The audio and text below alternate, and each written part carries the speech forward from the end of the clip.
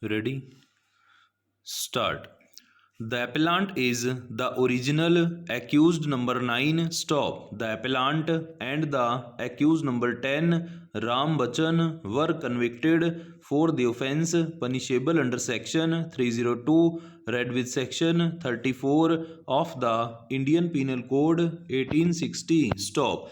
Accused numbers 1 to 8 were convicted for the offence punishable under section 325, read with section 149 of IPC. Stop. The appellant and the accused number 10 were sentenced to undergo life imprisonment. Stop. The accused number 10 died during the pendency of the appeal before the High Court of Judicature at Allahabad. Stop. The incident is of 17 August 1984. Stop. According to the prosecution's case, PW1 Uday Raj Moria, PW2 Ram Adhar, father of PW1, and Karam Hussain, deceased, were sitting near the doorsteps of the house of PW1 and PW2. Stop. Their discussion was about irrigating the fields. Stop. According to the prosecution's case, there was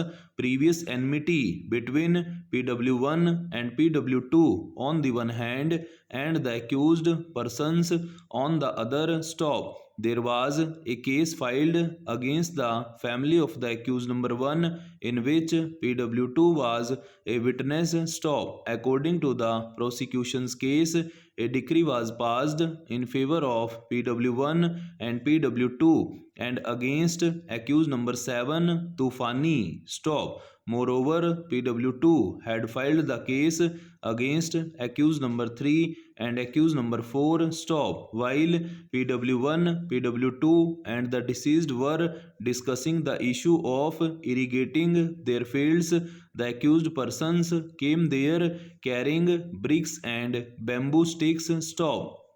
The appellant was carrying a spade. Stop. At that time, accused numbers 4 and 6 shouted that PW1, PW2 and the deceased should be killed so that the case gets finished. Stop. On hearing this, PW1, PW2 and the deceased ran towards the northern side of the house of PW1. Stop. The accused persons chased and surrounded them. Stop. The appellant attacked the deceased on his head with the blunt edge of the spade. Stop. He also attacked PW2 by using the same weapon. Stop. After the deceased fell down, the accused continued to assault the said 3 persons with bamboo sticks. Stop. Karam Hussain, the deceased, succumbed to the injuries sustained due to the assault made by the appellant and the accused number 10 para. The prosecution examined 8 witnesses, out of which PW1 and PW2 were the eyewitnesses. Stop. The Sessions Court believed the testimony of PW1 and PW2 and convicted the accused. Stop. In the appeal before the High Court, the conviction of the appellant was confirmed. Stop. However, accused numbers 1 and 2, who were the only other surviving accused, were acquitted. Stop. The learned counsel appearing for the appellant urged that both PW1 and PW2 admitted in the cross-examination that they had not seen which accused assaulted the deceased. Stop. Moreover, 3 eyewitnesses who were present at the time of the incident